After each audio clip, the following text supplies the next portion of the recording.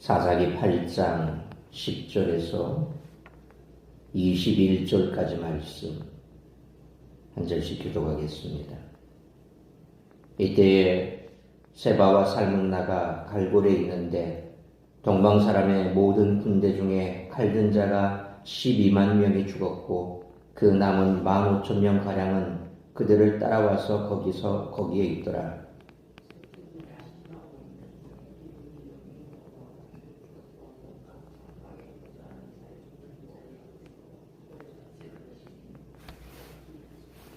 세바와 살문나가 도망하는지라 기드온이 그들의 뒤를 추격하여 미디안의 두 왕 세바와 살문나를 사로잡고 그 온 진영을 격파하리라.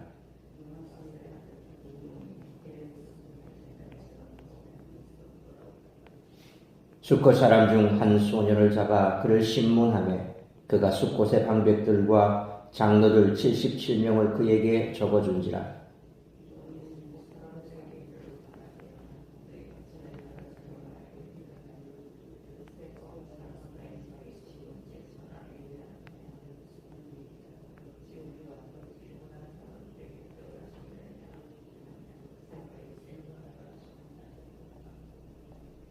그 성읍의 장로들을 붙잡아 들가시와 찔레로 숫곳 사람들을 징벌하고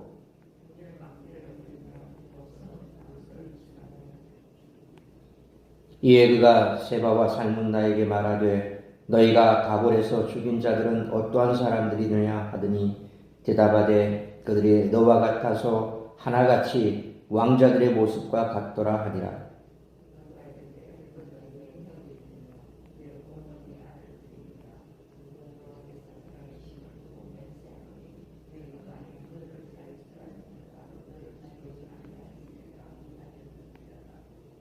그의 맏아들 여델에게 이르되 일어나 그들을 죽이라 하였으나 그 소년이 그의 칼을 빼지 못하였으니 이는 아직 어려서 두려워함이었더라. 세바와 살문나가 이르되 내가 일어나 우리를 치라. 사람이 어떠하면 그의 힘도 그러하니라 하니 기드온이 일어나 세바와 살문나를 죽이고 그들의 낙타목에 있던 초승달 장식들을 떼어서 가지니라. 아멘. 기드온이 마침내 미디안 왕 세바와 살문나를 포로로 잡았습니다. 그러고서 돌아오는 길에 숫곳의 방백과 장로들에게 보복하고 분노엘의 망대를 헐어 보복했습니다. 분노엘의 경우에는 망대만 파괴한 것이 아니라 성읍 사람들을 학살했습니다. 분노엘이 가나안의 성읍이 아니라 당시 이스라엘 백성들이 거주하는 성읍이었음을 감안한다면 기드온의 이런 행위는 적절하지 않다고 볼 수 있습니다. 큰 용사가 된 기드온은 권력을 절제하지 않고 남용했습니다. 기드온이 숫곳과 분노엘 사람들을 징벌한 것은 여호와께서 기드온에게 명령하신 일이 아닙니다. 기드온이 받은 사명은 미디안의 손에서 이스라엘을 구원하는 것이었습니다. 기드온이 세바와 살문나를 처형하기 전에 그들과 나눈 대화는 기드온이 그들을 붙잡은 이유가 개인의 보복을 위한 것임을 나타냅니다. 왜 그토록 기드온이 요단 동편까지 미디안을 추격했는지 알 수 있는 대목입니다. 가족의 죽음에 책임이 있다는 것입니다. 기드온은 여호와를 언급하며 자신의 복수를 정당화했습니다. 또 만약 세바와 살문나가 그의 형제들을 죽이지 않았다면 자신도 그들을 죽이지 않았을 것이라고 말했습니다. 그러고는 자신의 맏아들 여델에게 세바와 살문나를 죽이라고 명령하는데 이것은 전쟁 승리의 영광을 여델이 취하도록 하려는 조치였습니다. 이것도 통치자가 후계자를 위한 행동입니다. 이미 기드온은 자신을 왕으로 생각하고 있는 것일까요? 명확한 언급은 없지만 그의 행동은 왕처럼 자신이 통치자임을 드러내고 있습니다. 잠언 16장 18절에 교만은 패망의 선봉이요 거만한 마음은 넘어짐의 앞잡이니라 라고 말씀합니다. 겁쟁이 기드온이 교만한 왕이 되었습니다. 영적 경계심을 잃어버렸기 때문입니다.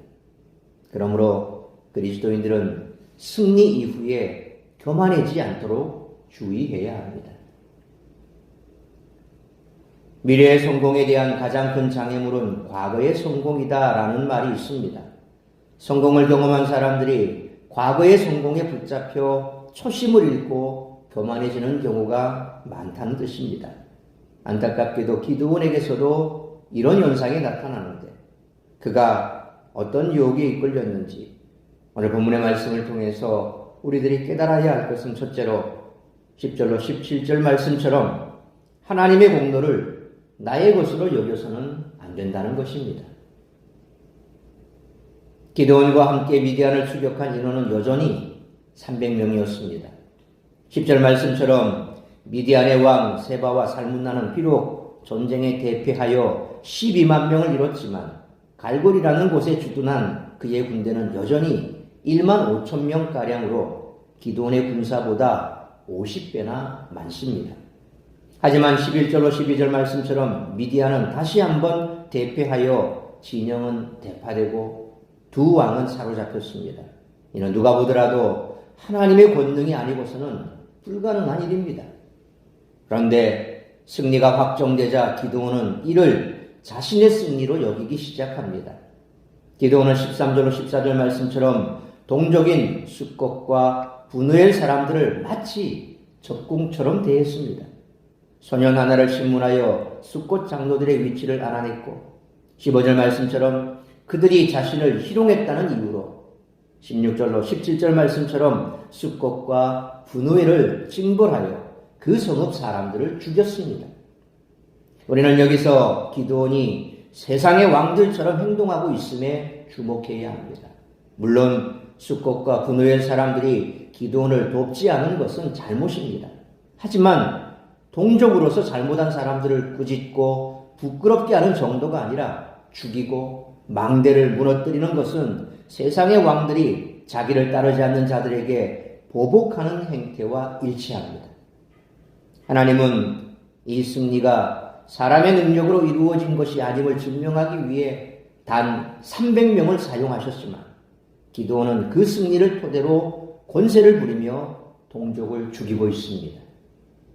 그러므로 하나님의 은혜를 자신의 공로로 돌리려는 태도는 사람을 이처럼 심각하게 타락시키고 만다는 사실을 항상 기억하고 겸손히 하나님의 은혜에 감사하며 하나님께만 영광 올려드리는 우리 모두가 되시기를 축원합니다.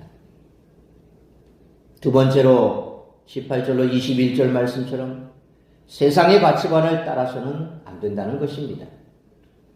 이제 기드온은 세상의 대족들에게 왕으로 인정받고 있습니다. 기드온이 18절 말씀처럼 세바와 살문나를 신문하며 그들이 다볼에서 죽인 자들에 대해 묻자 세바와 살문나는 그들이 너처럼 왕자들의 모습과 같았다라고 말합니다. 다시 말해 기드온이 왕자 같다라는 인정을 받았습니다. 또한 기드온은 19절 말씀처럼 그들은 내 형제들, 내 어머니의 아들들이라고 말했는데 그 왕자들과 같은 자들이 자기 가족이었다라고 말함으로써 은연중에 자기를 왕족의 위치로 올려놓고 있습니다. 그리고 20절 말씀처럼 자기 아들 여델이 아직 어림에도 불구하고 세바와 살문나를 죽이라고 명령했는데 이 역시 전형적인 왕들의 행위입니다. 아들이 자기 뒤를 이을 수 있도록 후계자 수업을 시킨 것입니다. 여기서 세바와 살문나의 입을 통해 나온 말은 세상의 가치관을 그대로 보여줍니다. 21절 상반절 말씀처럼 사람이 어떤 지위에 오르면 그 능력도 갖게 된다라는 말입니다. 이는 능력이 하나님으로부터가 아니라 지위에서 나온다는 그런 말입니다. 이 말을 들은 기드온은 21절 하반절 말씀처럼 직접 그들을 죽이고 그들이 가졌던 낙타목의 초승달 장식을 떼어 가집니다. 이는 아마도 왕의 표식이었을 것입니다.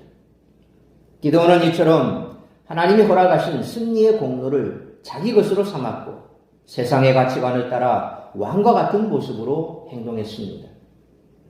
그러므로 하나님의 은혜를 인정하지 않고 자기 공로로 삼으면 결국 세상의 유혹에 따라 세상의 가치관에 젖어들고 만다는 것을 항상 기억하고 세상의 가치관을 따라 살지 않는 우리 모두가 되시기를 축원합니다.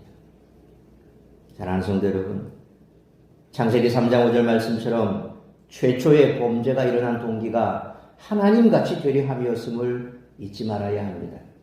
기드온은 승리가 오직 하나님의 은혜였음을 부인하고 말았습니다. 이는 하나님께 돌려야 영광을 자기가 갖는 행위입니다. 은혜를 잊으면 결국 타락의 길로 갈 수밖에 없습니다. 하나님의 은혜를 자신의 공로로 돌리면 승리는 아무런 의미가 없습니다. 그러므로 하나님의 은혜를 자신의 공로로 돌리는 것이 아니라 겸손히 하나님의 은혜에 감사해야 할 뿐만 아니라 하나님께만 영광 올려드리는 삶을 살기 위해 세상의 가치관을 따라 살지 않는 우리 모두가 되시기를 주님의 이름으로 축원합니다. 기도하겠습니다. 걸어가신 아버지 하나님, 은혜와 사랑을 감사합니다. 오늘도 새벽을 깨워 말씀으로 예배로 하루를 시작하게 하시니 감사합니다. 오늘 주신 말씀처럼 우리가 이 땅을 살아가면서 항상 조심해야 될 것은 바로 어떤 일에 있어서 큰 성공을 했을 때에 그것이 하나님의 영광이 아니라 나의 영광으로 가로채는 것입니다. 하나님께서 받아야 할 그 영광을 나의 것으로 돌리는 순간 결국 우리는 타락하고 만다는 것입니다. 인간은 본래 이처럼 처음 아담과 하와가 범죄할 때에 그 범죄의 동기는 바로 하나님같이 된다는 것입니다. 선악을 알게 하는 나무 열매를 먹는 순간 하나님처럼 된다는 그 말에 유혹을 받아 결국 죄를 범하고 말았습니다. 우리도 똑같이 이 땅 가운데서 하나님께서 내게 은혜를 베풀어 주셔서 좋은 결과가 왔을 때에 전적인 하나님의 은혜임을 알고 하나님께 감사하며 하나님께 영광을 올려드려야 함에도 불구하고 그 하나님의 영광을 가로채는 순간 그 승리는 아무런 의미가 없다는 것입니다. 그러므로 항상 하나님께서 내게 베푸신 그 은혜를 생각하고 겸손하게 모든 영광을 하나님께 올려드리는 삶을 살아가야 할 것입니다.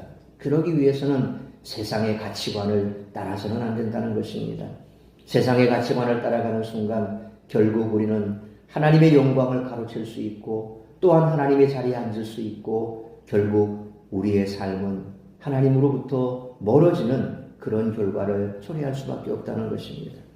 오늘 다시 한번 우리가 지난날에 쌓아왔던 그 모든 영광들이 하나님의 영광이었음을 깨닫고 그 은혜에 감사하고 뿐만 아니라 지금 현재 내 삶이 어렵고 힘들다면 그 과거의 영광에 붙잡혀 오늘 좌절하고 낭망할 것이 아니라 그 영광을 하나님께서 우리에게 허락하셨던 은혜에 감사하며 다시 한번 하나님의 영광을 위하여 힘있게 일어나 하나님께서 주신 사명 잘 감당하며 또한 세상의 가치관이 아니라 하늘나라의 가치관으로 하나님의 영광을 위하여 달려간다면 하나님께서는 반드시 우리에게 큰 은혜를 베푸심으로 다시 한번 하나님의 영광을 드러내는 삶을 살게 될 줄 믿습니다. 우리 모든 성도들 날마다 이처럼 하나님의 은혜 가운데 하나님께서 베풀어 주신 크고 놀라운 은총과 은혜들을 생각하며 감사하고 또한 그 하나님의 영광을 우리가 세상 가운데 다시 한번 드러내기 위해 내게 주어진 사명 최선을 다해서 잘 감당할 수 있는 그런 삶을 살아갈 수 있도록 성령으로 충만케 하여 주옵소서. 오늘도 우리 사랑하는 성도들 가운데 육신의 질병으로 고통받는 자들 또 병약한 성도들 많이 있습니다. 치료하시고 회복시키시고 강건케 하여 주옵시며 믿음으로 하나 되지 못한 가정들마다 그 가정 안에 있는 그 땅끝 가운데 복음이 들어가기 위해 날마다 최선을 다해서 기도하고 복음을 전함으로 내가 받은 이 구원의 은혜 우리 가족들 또한 함께 누리는 그러한 은총 가운데 들어가기 위해 애쓰고 힘쓰며 오늘도 나를 통하여 이루고자 하는 하나님의 뜻이 무엇인지 그 뜻을 이루어드리는 복된 한날의 삶을 살아가는 우리 모든 성도들 될 수 있도록 인도하여 주옵소서. 이 모든 말씀 우리 주 예수 그리스도의 이름으로 기도하옵나이다. 아멘.